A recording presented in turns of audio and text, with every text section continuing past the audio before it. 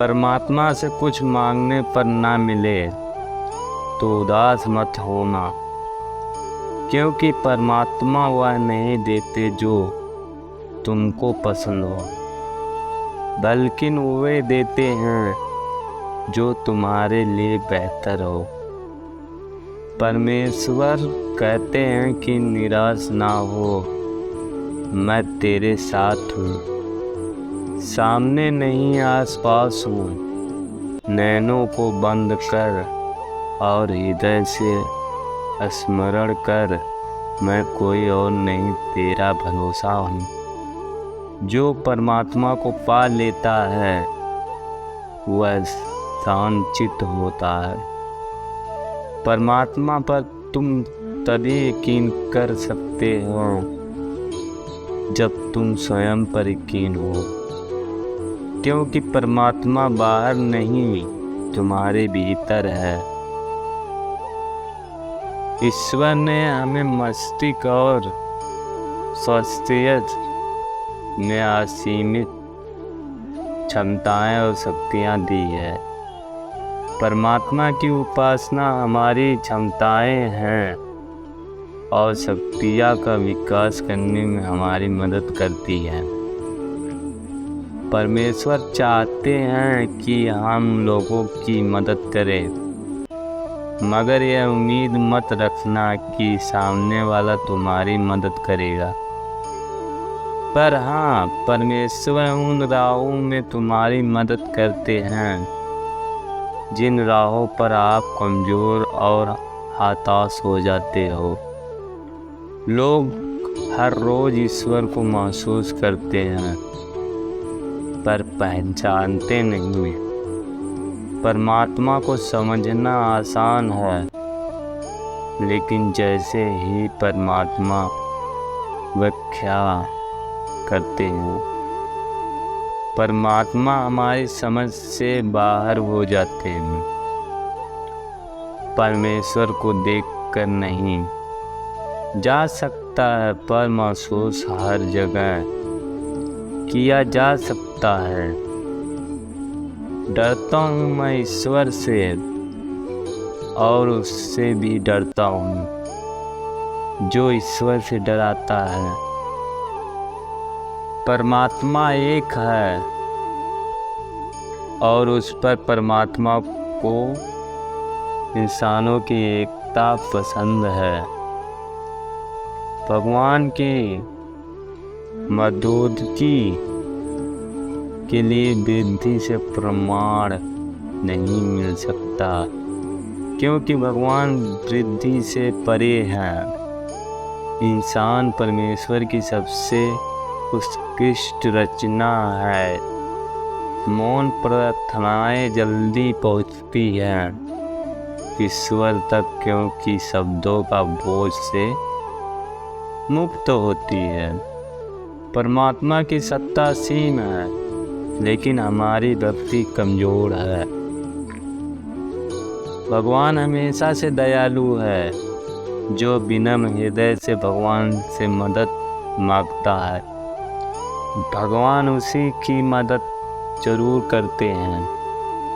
जो ईश्वर की सत्ता में अटूट विश्वास है रखता है, उसके सारे कार्य बिना भी उनके संपूर्ण हो जाते हैं। परमेश्वर तो एक ही है, पर परमेश्वर की भक्ति के रूप अनेक हैं। सच्ची मेहनत और खुदा एक जैसे ही होते हैं। जब यह दोनों किसी को मिल जाते हैं तो फिर कोई ख्वाहिश बाकी नहीं रह जाती।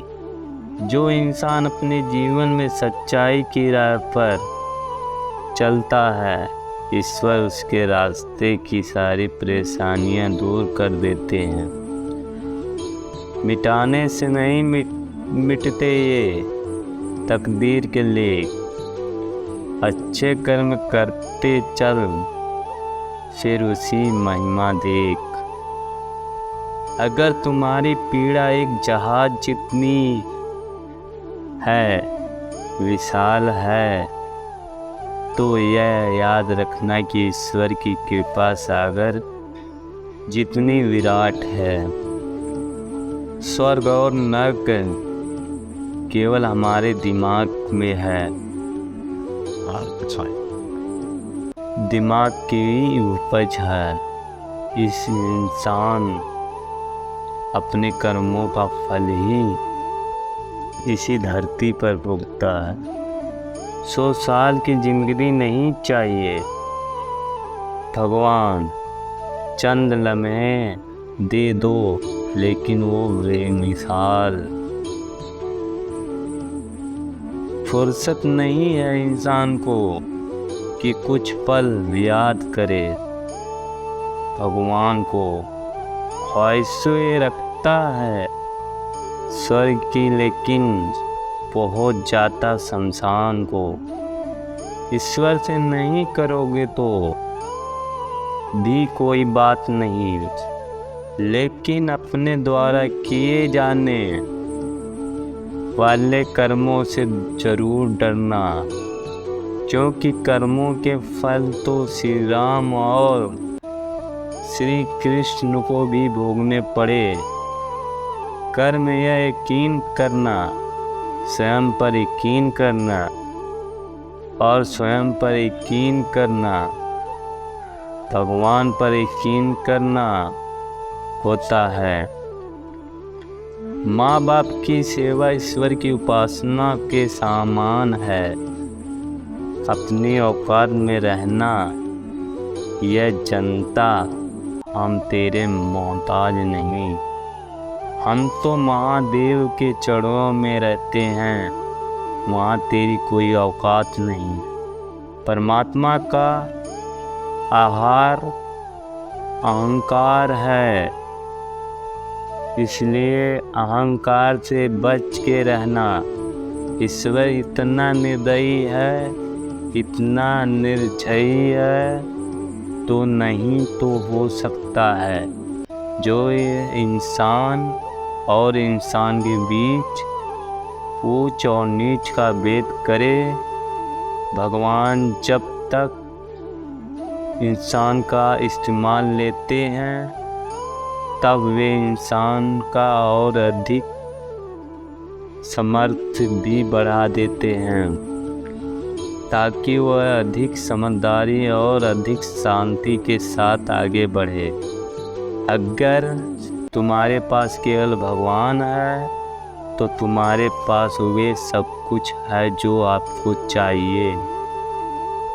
हम ईश्वर के अंश हैं, जिसके कोई यह बात समझ में नहीं आ सकती।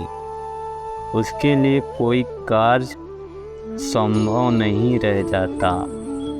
किस बात का गुरूर करूं? ए भगवान, आज मिट्टी के ऊपर हूँ और सल मिट्टी के अंदर। कहते हैं जीवन के रेल का आखिरी स्टेशन ईश्वर का घर है, इसलिए ऐसे मुसाफिर को अच्छे कर्म कर। हसीली लोगों ने भगवान से कल नाम एक दिन बनाने की गुजारिश की होगी। कर्म की जमीन पर फल के लिए परिश्रम तो तुम्हारे ही करना ही पड़ेगा। ईश्वर तो केवल रेखाएं खींचते हैं, रंग तो तुम्हें ही भरना होगा।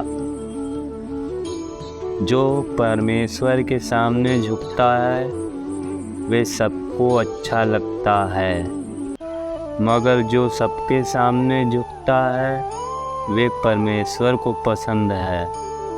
आपकी मेहनत पर शक नहीं है, मुझे ऐसे परमेश्वर शक तो यह है कि मैं आपकी मेहनत के लायक हूँ या नहीं हूँ।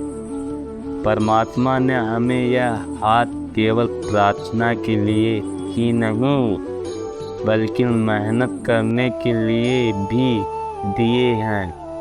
केवल हाथों को जोड़े रखने से कुछ नहीं मिलते। हमें इतना इस्तेमाल मेहनत करने में करना होगा।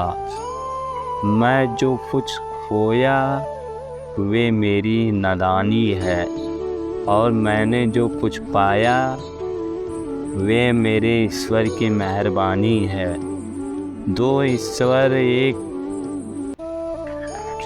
ईश्वर हर एक व्यक्ति को नसीब होते हैं, जिन्हें हम माता पिता कहते हैं। अगर आपकी बंदगी ना होती तो मेरे खुदा जिंदगी ना होती। हे परमात्मा, तेरे दर पे आने से पहले मैं बड़ा कमज़ोर होता हूँ। तेरी चौखट को छूते ही मैं कुछ और होता हूँ। परमेश्वर से डरिए, बाकी के डर तो स्वयं ही दूर हो जाएंगे। बहुत खो चुका हूँ, अब खोने की ताकत मुझ में नहीं है। या रब, यह जो कुछ लोग मेरे हैं उन्हें मेरा ही रहने दो।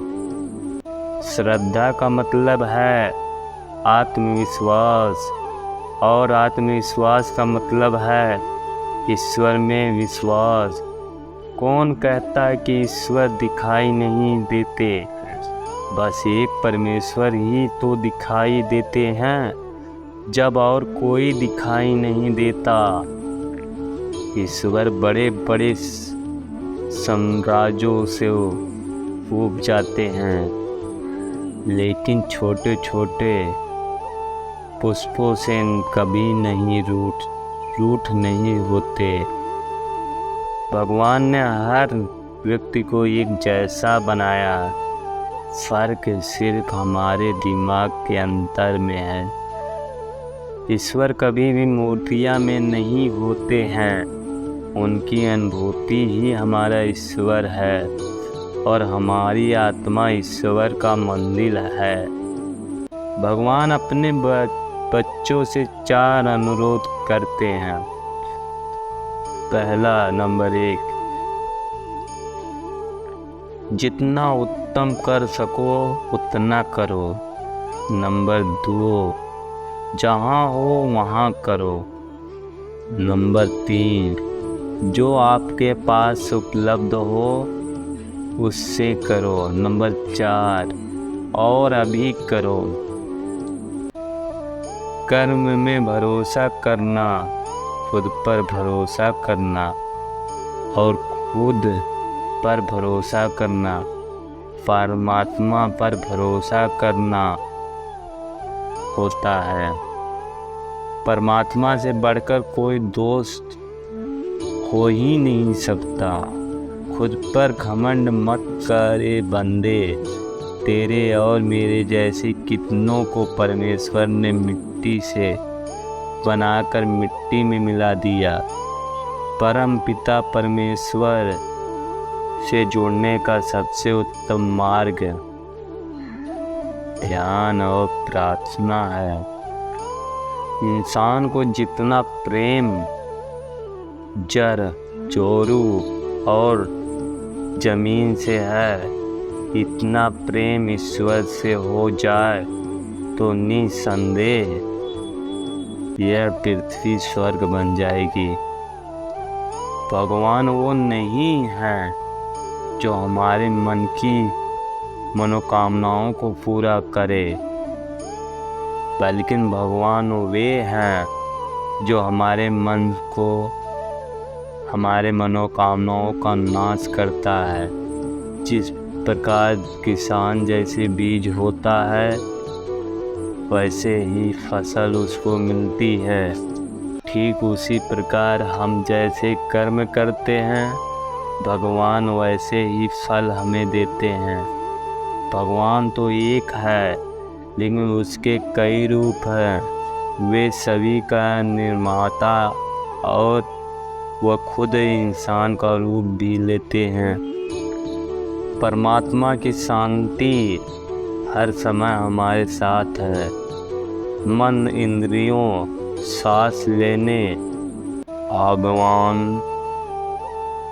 के माध्यम से है और लगातार हमारे द्वारा किए जाने वाले सभी कर्मों को एक सावधान के रूप में कर रही है। ईश्वर से रूठ कभी मत होना, दुनिया से आशा कभी मत कीजिए। कर्म क्षेत्र पर फल के लिए परिश्रम तो सभी को करना ही पड़ता है। ईश्वर हमें केवल लकीरें देता है, रंग तो हम यूं ही निखारने पड़ते हैं। ईश्वर हमें ना दिखाई देने वाला माँ बाप है और माँ बाप दिखाई देने वाला ईश्वर है। Right.